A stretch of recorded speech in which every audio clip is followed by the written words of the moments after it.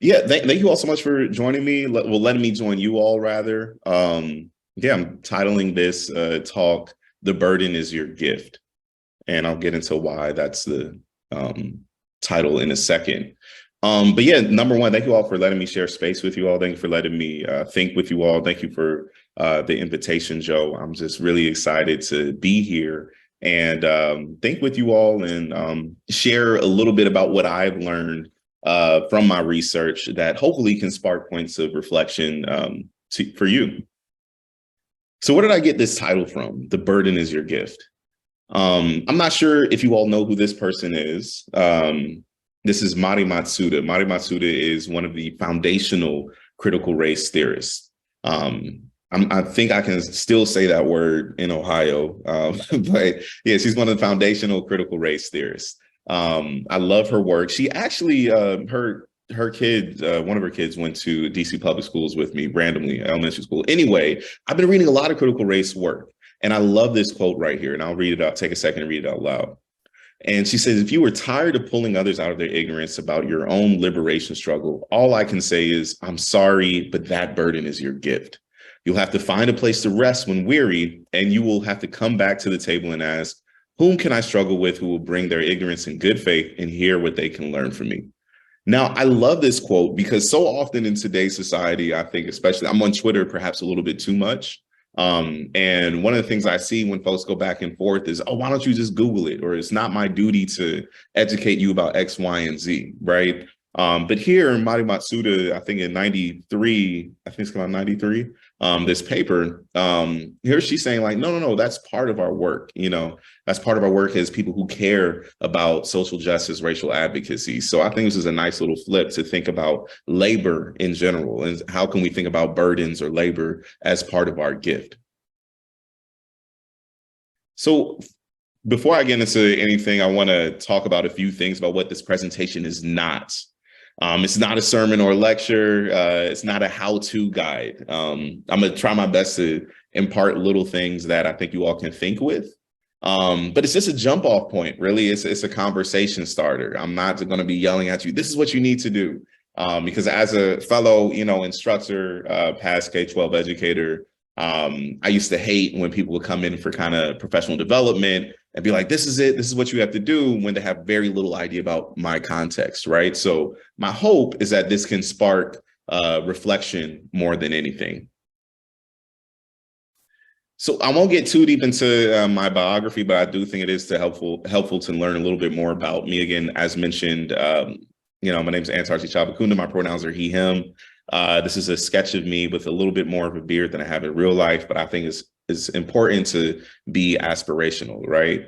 Prior to DC public schools, I mentioned that because it shaped my interest in education policy. I remember when I got to Brown, I went to the what was seen as the top public school in DC.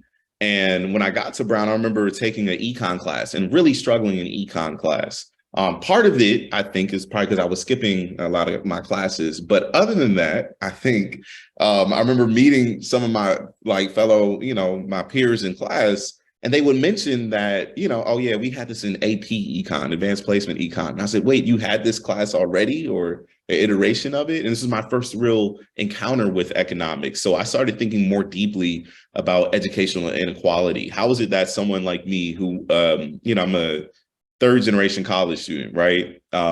Went to the best public school in DC, could still feel so far behind my peers. So I started thinking about education in a different way, in a deeper way at Brown, and I ended up majoring in education policy.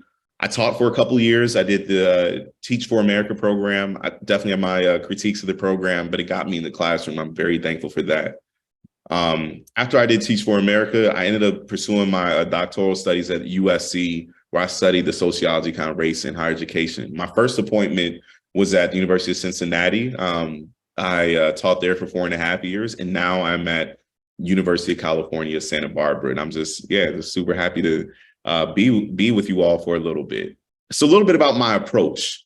I think it's important to understand the difference between structure blaming versus individual or victim blaming. What do I mean by that?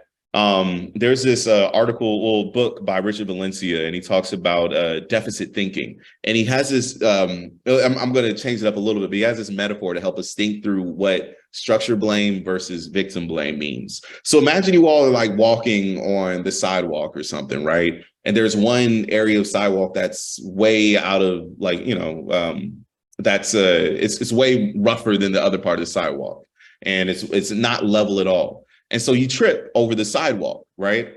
A structure blame approach would be to blame those who created the sidewalk for having that deficiency. We're looking for the deficiency in the structure, in the sidewalk. A victim blame or individual blame is going to say, hey, why weren't you paying attention to the sidewalk in the first place, right? So I'm of the camp of we need to blame structures, we need to blame policies, we need to blame certain mechanisms. I try not to blame individuals or victims wherever I can. Another example is imposter syndrome. Imposter syndrome has been as I started thinking more about this approach versus structure and victim blaming, I started to get really irritated with this idea of imposter syndrome.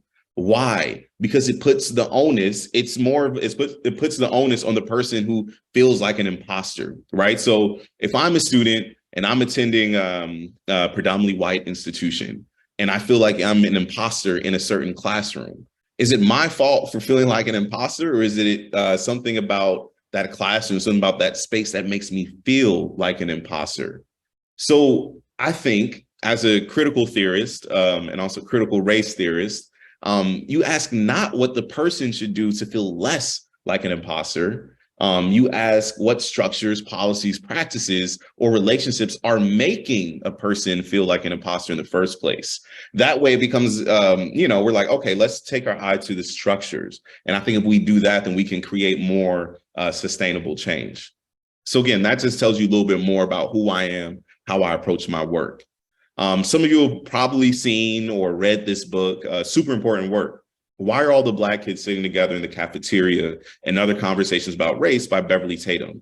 I think it's a super important book. And, in this, she thinks deeply about race, racial conflicts, and just kind of basic things, not even basic, foundational ideas about race and racism as it relates to education.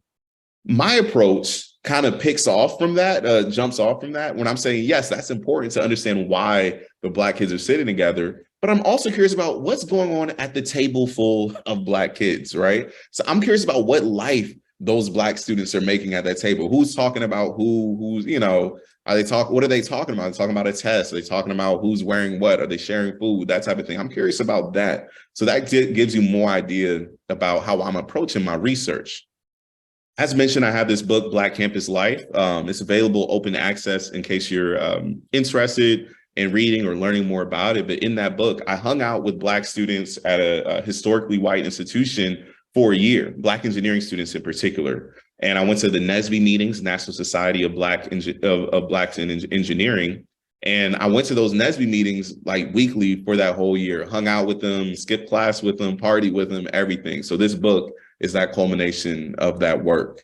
I'm also interested in work about Black joy. So at another institution for another study, I sought to learn more about how Black students, their experiences outside the classroom. What does recreation and celebration look like for you?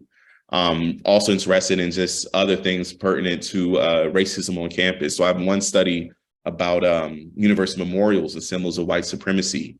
All this is to say, the arc of my research thus far has been really interested in focusing on Black campus life in different ways.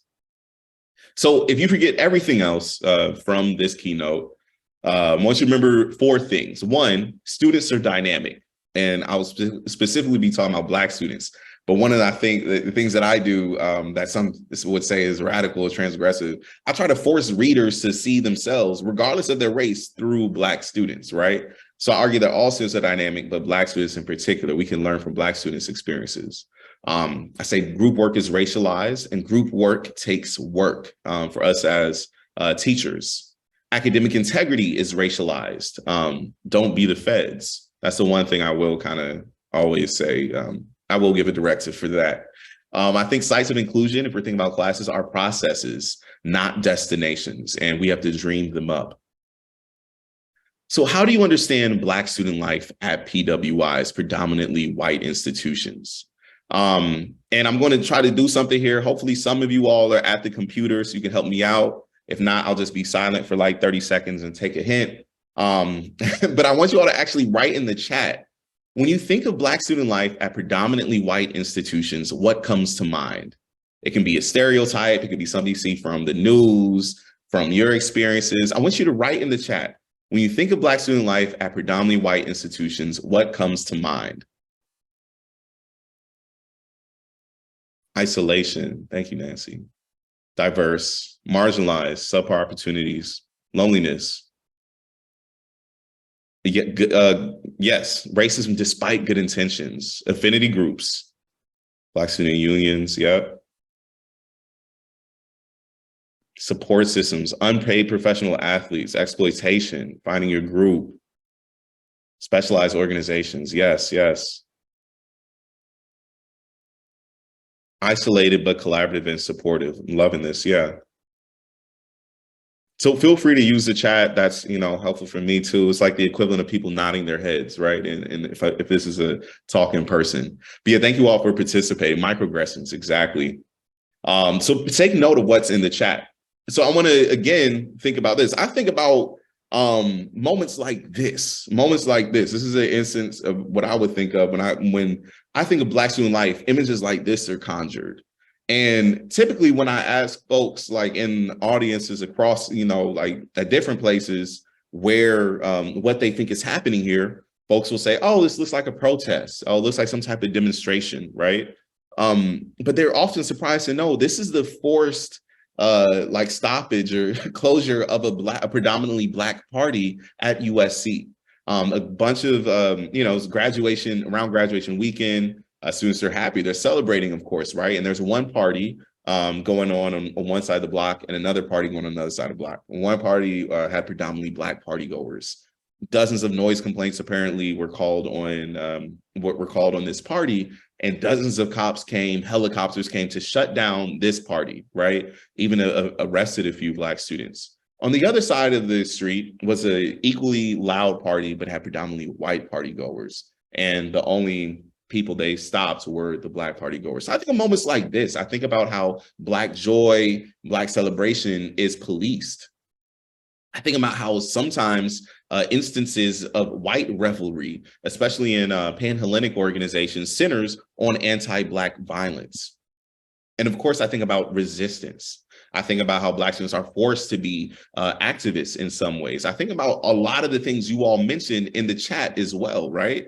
There's this really important book by Joe Fagan and some of his colleagues, came out, I think, 94, 93, The Agony of Education. In this book, they highlight how Black students at predominantly white colleges have differential and, in a word, agonizing experiences, right? So the whole arc of the book is about the agony of being Black at these predominantly white institutions. And this is a super important book, and I think shapes the arc of how we tend to think about Black student life at predominantly or historically white institutions. But if you ask me about my experience as a student at a predominantly white institution, I'm going to tell you about moments like this, right? And you can tell this is like back in the day because I have a BlackBerry as well. That's me BBMing someone. But I just crossed like my fraternity, Alpha Phi Alpha Fraternity Incorporated. So you can see I'm wearing the colors. Everything I wore was black and gold, our fraternity's colors that year. It was very obnoxious. But I think about moments like this that happened in the Black Affinity Residence Hall, Harambe House at Brown. This is like a random Sunday where nothing was really going on. And we kind of created within Harambe House and just an impromptu freestyle session. Someone brought out speakers, we're playing instrumentals to like hip hop music, and folks are just taking turns rapping, some way better than others. Someone ordered pizza. It ended up just being a beautiful, beautiful moment for the Black community. But I think about moments like this. I think about the life we made in spite or because of the racial climate. I had one moment when I was doing my work on Black joy at another institution. I'm specifically asking students, what do you do for fun? What do your weekends look like? What's like one of your happiest memories here? And I mean, mind you, I'm interviewing Black students. And at the end of one interview, this Black woman, I turn off the recorder and I thank her for participating in my interview, as every good qualitative researcher should, right? And and I'm like, thank you for, participation. Here's a Target gift card, reciprocity. And she says, thank you so much. And I'm like, oh, no, thank you. It's fine. Like, you gave me your story. She's like, no, thank you. And I knew she was about to drop something heavy on me. And she said, people only want to talk to Black students when something bad happens. And I'll repeat that. She said, people only want to talk to Black students when something bad happens. That let me know that in my work, I was kind of doing something right, but it also highlights how we tend to think about Black student life. And I'm always ask people, faculty, administrators, whoever, how do we engage with Black students beyond and before the racial crisis? All right, so this. I'm not sure about the audience. This may be a tough one. Does anyone know what's happening in this GIF? What type of dance this is? Does anyone know the name of this dance?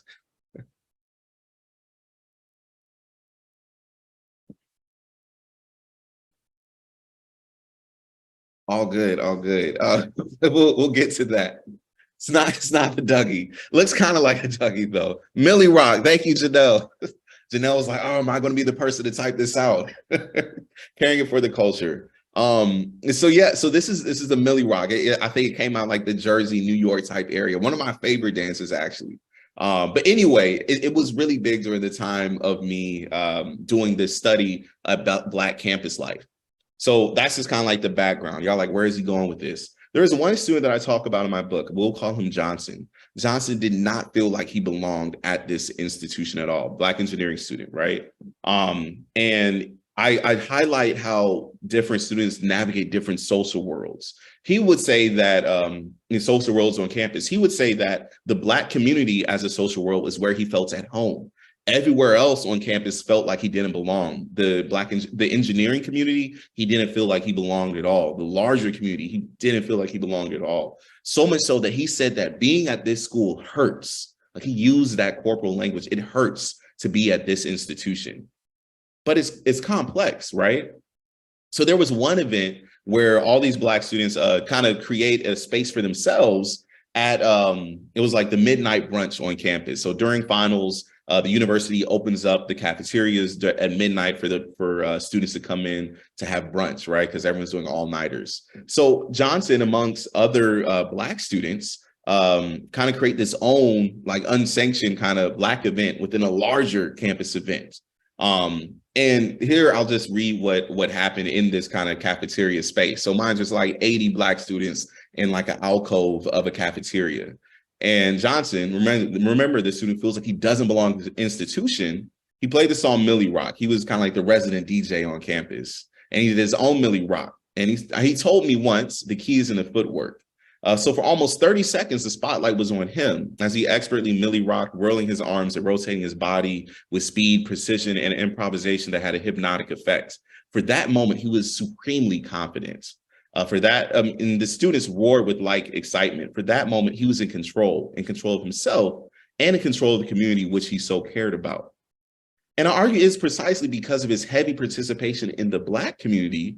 At that moment, he was comfortable in a culture that otherwise hurt. So at the same institution, depending on the social world or where students are, one can feel both at home and alienated. And that's one of the things I try to highlight throughout my book, the complexity of navigating campus spaces.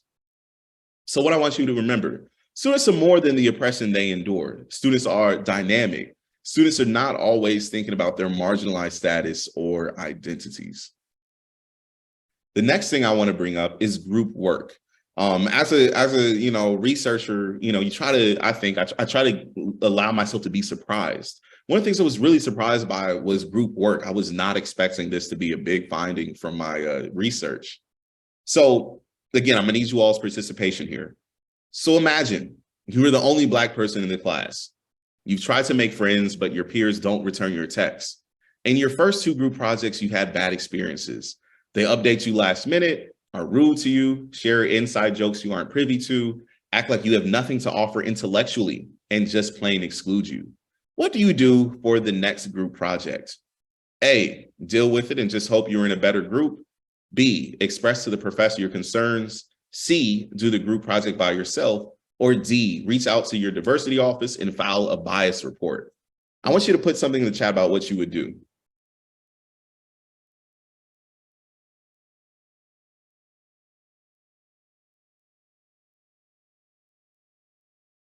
And thank you all so much for participating. Notice the variety of answers.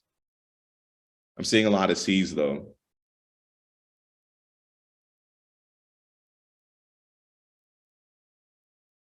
Yeah, Megan bringing out the context, right? I'm forcing you to think without the context. This is great. Ideally B, but probably A or C. Yeah. This is interesting, right? I mean, I always find it interesting when we put ourselves in student shoes, right?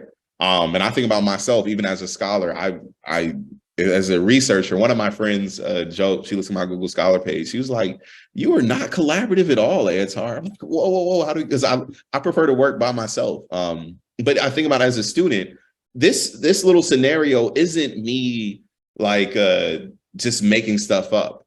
Each of these things are real things that students express to me. The one thing that I kind of added was shared inside jokes I wasn't privy to. This happened to me as a student, right? And I remember I was working with two white women. It was wild, right? Like we pulled all nighters together. And then when I saw them on the street, it was like they didn't know me. I was like, oh my God. But a lot of these things that I found from students, black students, especially black women, they had these hellish experiences. So what a lot of students did, they ended up doing did the group project by themselves.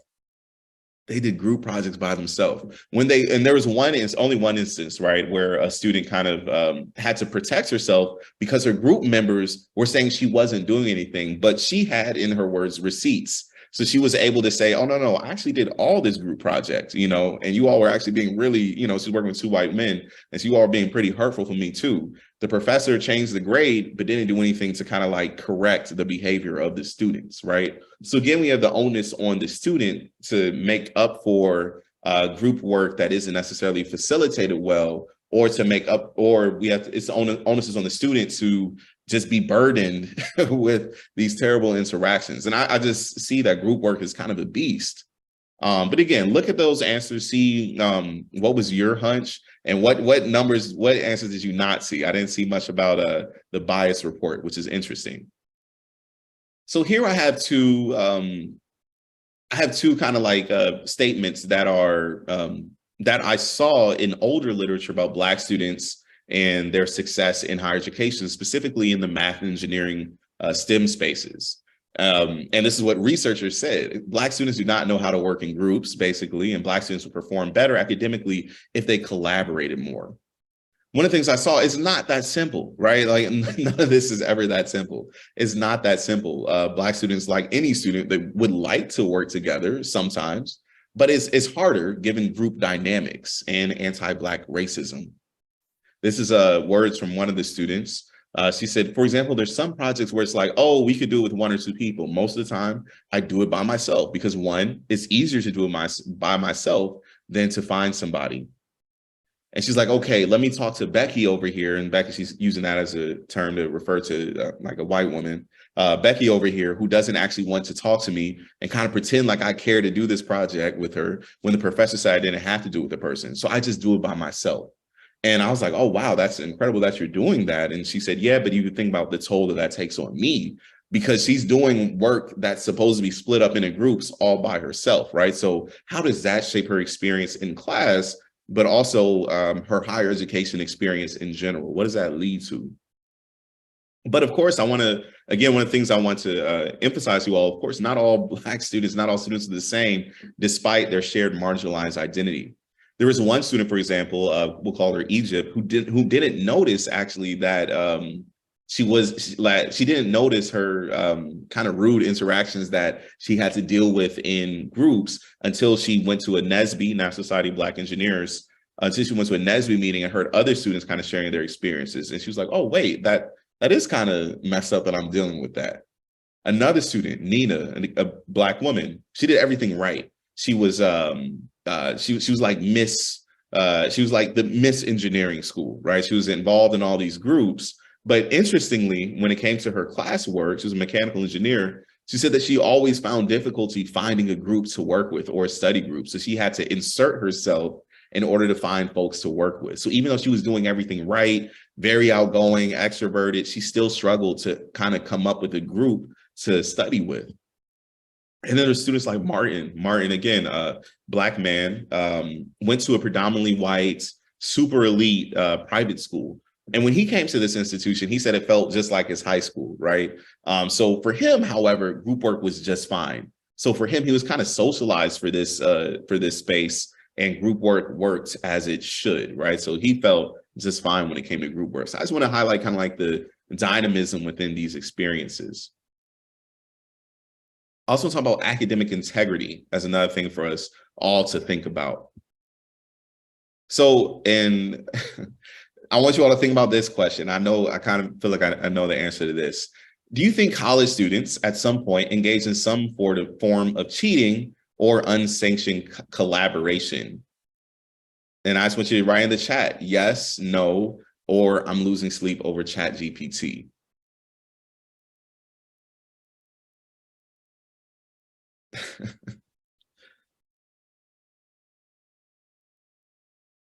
Of course, yeah. Yeah, not all. Yeah, not all.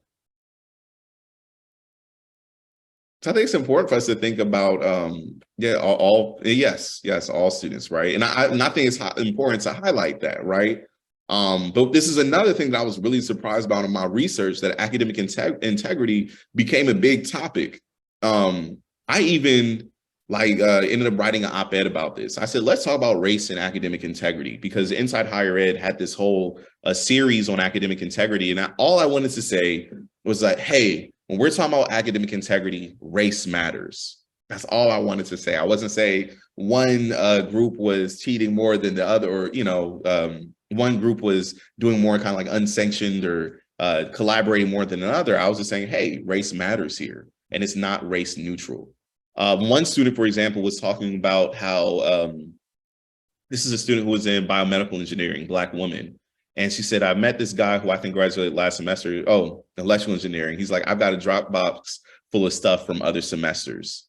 And, it was a white student, man, who was in this, I don't know if it's a fraternity or what, but you see how he kind of inherited unequal access to test banks, inherited unequal access to assignments, right? Because by virtue of his identity and who he associated with. I think it would be naive for us to assume that certain groups or organizations didn't have test banks, didn't have other types of study guides from past years. And so for my project, I found that NSBE was trying to start a test bank, but there were so few Black students, it couldn't compare to the test banks of the other organizations. So all I was saying is that, academic integrity is not race neutral.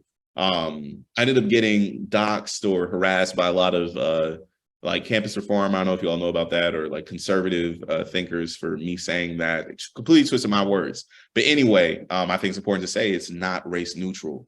There's another student who, and I talk about this in the op-ed, who said that she noticed a non-Black student cheating off of her, looking at her paper in class. And because she noticed that, she walked to the other side of class.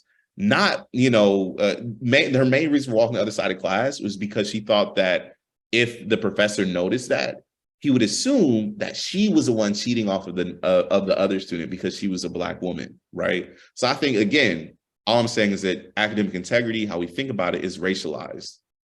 My question here, and I think this question becomes more complicated as we think about Chat GPT as well, are we the feds, right? What is the line between accountability and surveillance? Is it worth being tough on academic integrity? What does that look like, being tough on academic integrity?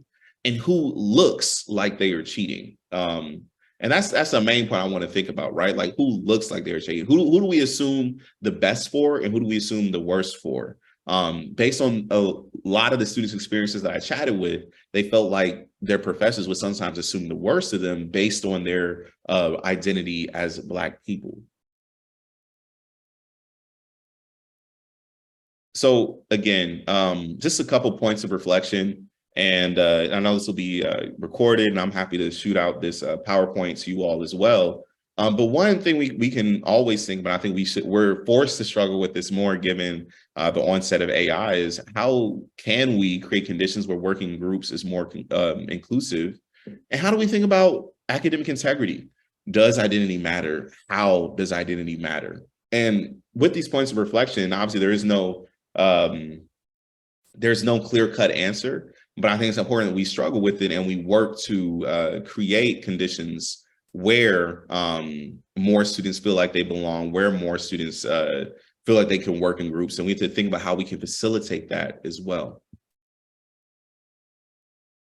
I want to talk about the labor of creating more inclusive spaces, and I have labor highlighted there. I'm sure you've heard like at some type of conference or, some talk, and I feel like I noticed this as soon as I started my doctoral studies. I was like, oh, everyone says this. We like to think about X as a process rather than a destination, but it's such a helpful kind of idea for me.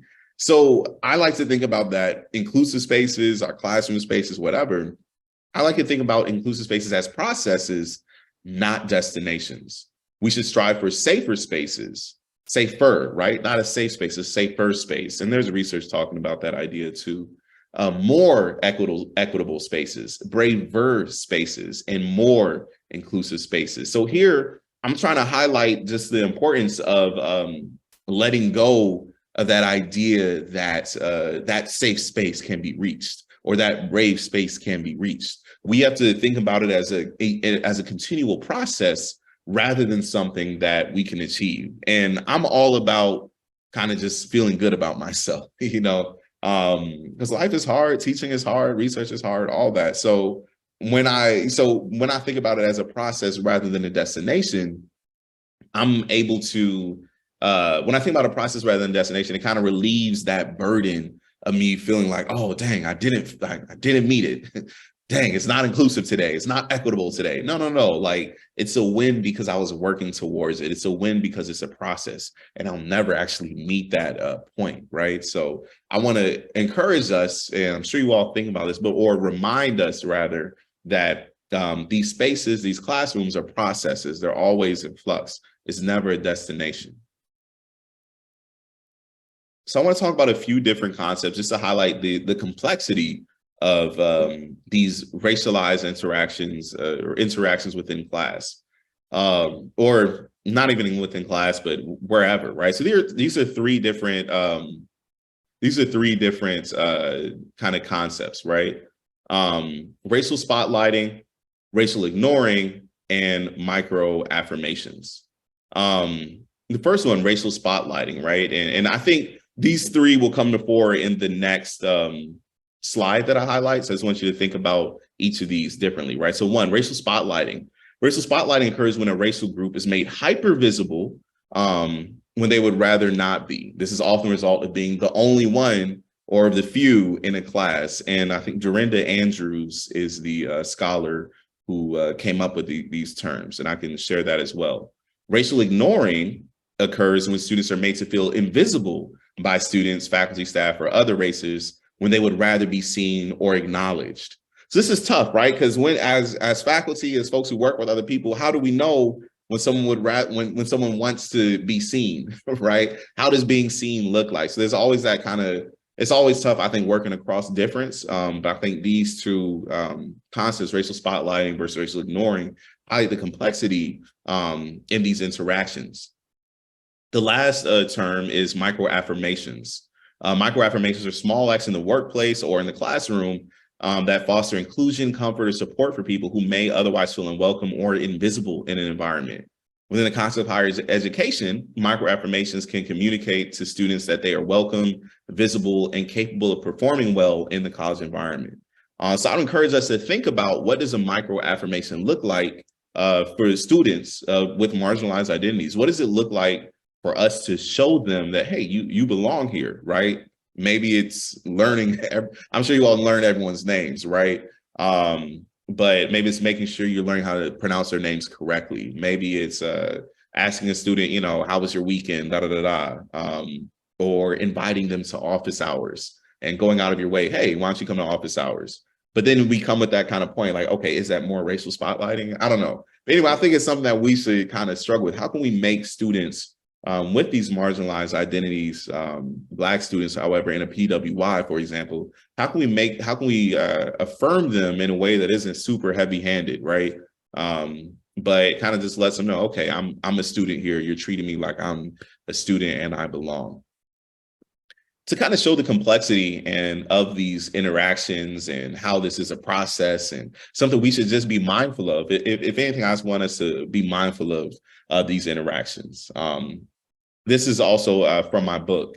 And Robert, Black student, he was a CS major and just a whiz, like just, I mean, he was he was doing really well academically, and definitely was a leader, right? I want to say that he was a leader in the NSBE chapter, a National Society of Black Engineers, and was very solid at his work. So I noticed an interaction between him and one of his professors, and the professor said, "Come on, Robert, step up. You've got to get this group together. I'm being serious, man. Come on." The middle-aged white professor said, clapping his hand on Robert's shoulder, "You all aren't going to get this project done if you don't start pushing them. It has to be you." And I saw the interaction, and I'll continue reading. And looking back at the professor, Robert agreed, sounding mildly irritated. "I got it. You're right. You're right." And I said many students might be able to relate. Being a computer science student is hard enough, and his professor was asking even more of him, right? So I think in general, there might be that mild irritation. And also want to think about it through a race lens, right? What does that interaction look like? Is it racial spotlighting, or is it more of an affirmation? I never actually, I didn't get a chance to follow up on this. It was one of those things where I'm like, dang, I should have asked Robert how he felt about the interaction, right? And I wouldn't claim to do so if I didn't. But I think about this, and I thought it was, for me at least, I think it seemed to be very affirming, right? He was pushing him almost like a coach, right? Like, "Oh, come on, you got this," right? It wasn't the, "I'm going to coddle you," this, that, or the third, but it's like, "Hey, I know what you're capable of, and you can do this," So, and I'm wondering if that professor was thinking about race during that interaction at all. But anyway, I highlight this just to show the complexities within these interactions and a potential example of affirmation, because this was a one-on-one thing, right? This happened outside of class. I should say that too. This happened outside of class, and I was just hanging out with Robert. So I think that one-on-one interaction probably made it feel like more of an affirmation, because at least from where I stood, it seemed like he really believed in Robert, right? So anyway, I want us to think about how we can continue to affirm students in different situations. And I want to think about dreaming. Robin D.G. Kelly, historian, he's at UCLA, just a critical theorist, very incredible writer, one of my heroes as far as a writer and thinker, said this in his book about freedom dreams. And he says, the question remains, what are today's young activists dreaming about? We know what they are fighting against, but what are they fighting for? Now, I want to repeat that. We know what they are fighting against, but what are they fighting for?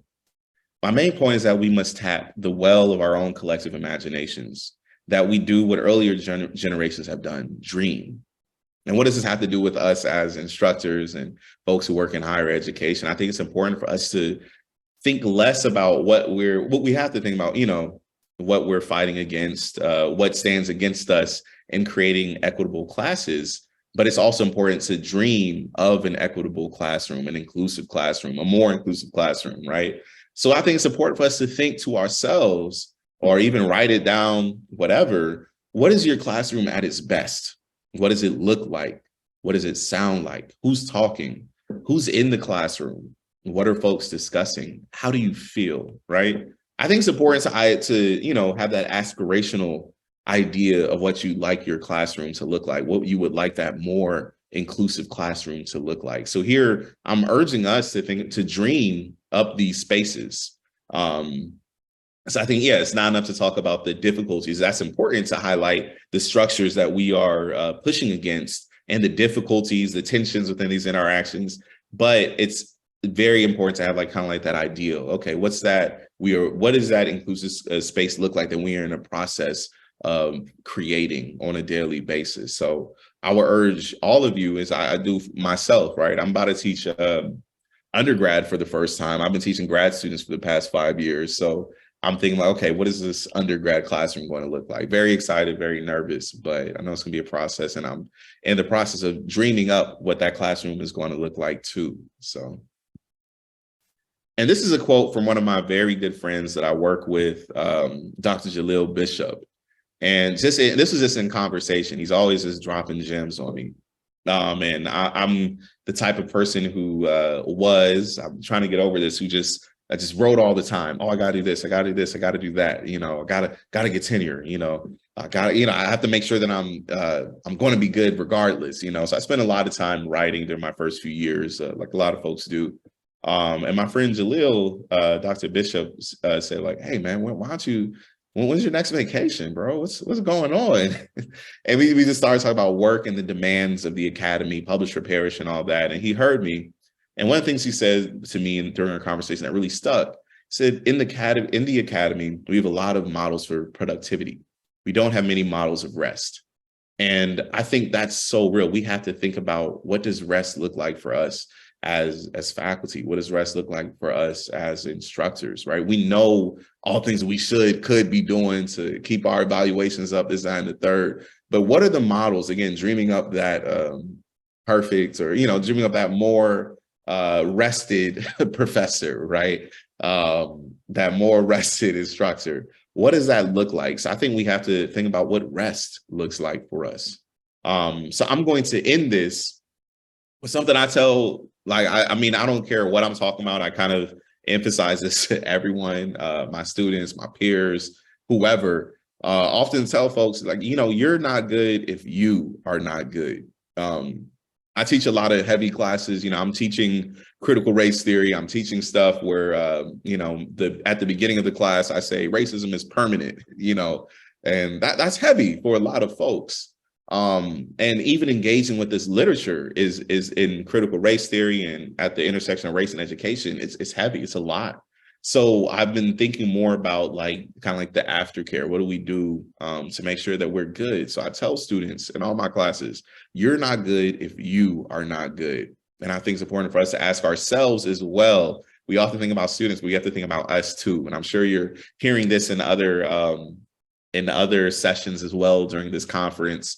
But in case if you are, I'm going to repeat it. If not, you hear it from me. We have to ask ourselves, what are we doing to take care of us? Right? Not just the students, but us too. What do you need to be at your best in the classroom? Obviously, recognizing our locus of control. We can't control everything, but what do I need to do to be at my best? Does it look like more sleep? Does it look like a 15-minute jog? Does it look like me spending more time with my kids? I don't know. But think about that. You have to answer that question for yourself, right? And I hope, if anything, it's just another recentering for us as we engage in teaching. I'm sure you all have heard this recommendation.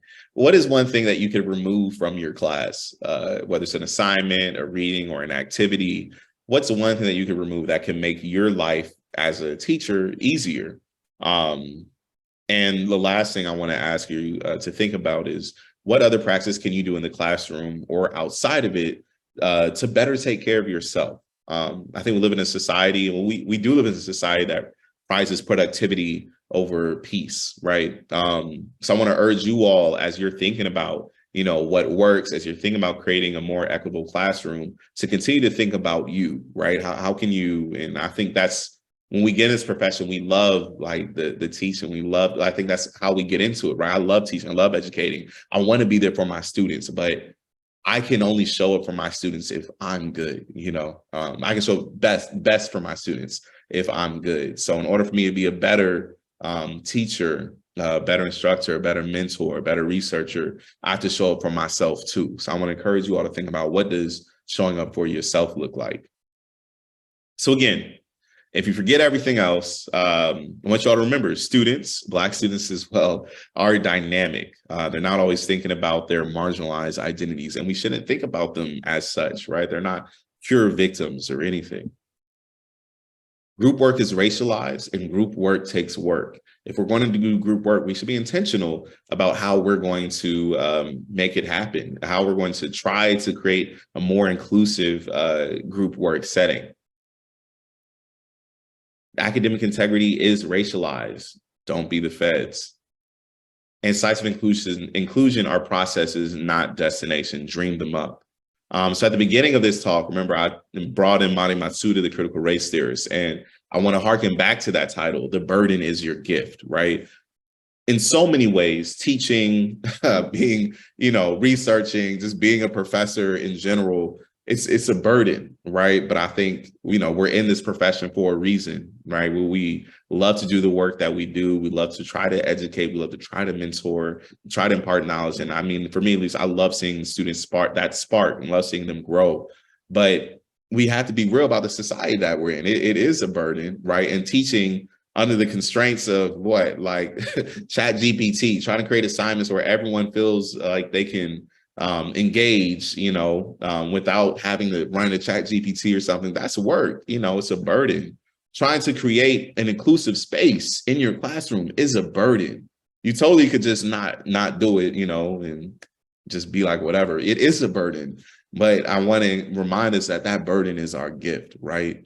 We have to think about this labor as like, it's a privilege. It's an honor that I can try to create a space where students feel like they can engage. It's a worthy task. It's a worthy challenge. So I love that quote because it acknowledges the challenge. It acknowledges that it's a burden. And at the end of that quote, I'll remind you, she said, we also have to rest because it is work. So yes, it's a burden. Yes, it's work. But what are we doing to rest? What are those spaces for ourselves where we can kind of fill our own cups, right, before we pour into others? So yes, the burden is your gift. Happy to answer questions. I don't know how we're doing on time, but yeah, thank you all so much. If you have any further questions, feel free to shoot me an email. I'm on Twitter, perhaps too much. And yeah, I'll stop now. Thank you all so much for engaging.